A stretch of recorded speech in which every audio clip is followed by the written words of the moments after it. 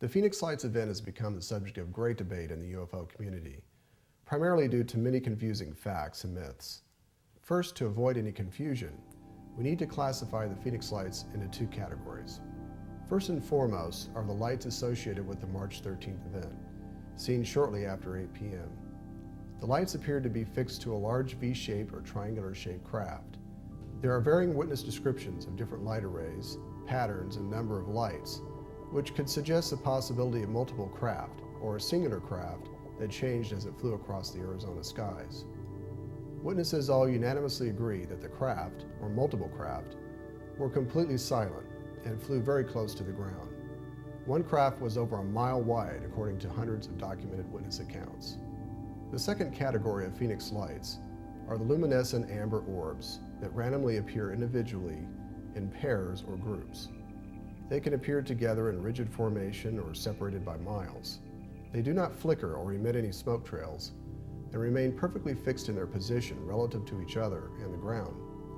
Dr. Lynn personally observed these anomalous lights very close to her mountainside home.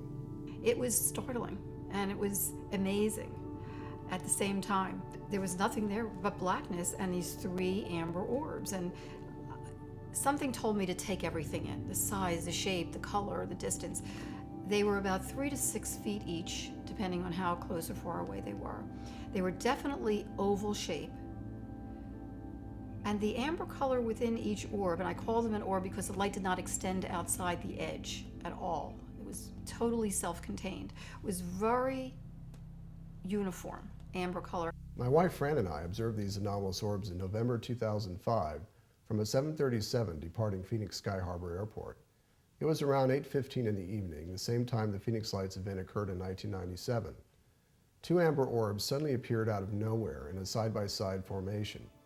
They were visible for about a minute or so, then faded out as three F-16s from Luke Air Force Base flew by. Then the orbs blinked on again in the same location. I studied them intently as our plane made a turn to the northwest. The orbs stayed fixed in their location and drifted back almost out of view as our plane approached the north end of Phoenix. Then they faded out again. I thought this was the end of the show. Then suddenly the orbs appeared again, this time in a totally different location far northwest of Phoenix. The same two amber orbs I previously saw over the Australia mountains appeared again in the same side-by-side formation, very bright and distinct from all other light sources. I had a perfect view of them outside my window, and I studied them very carefully until they faded out, exactly the way they did in Dr. Lynn's videos.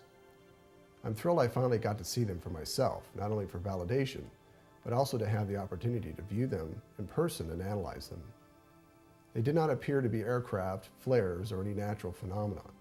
What is most significant is that they appeared identically in two different locations, and I had an incredible bird's eye view on a perfectly clear night.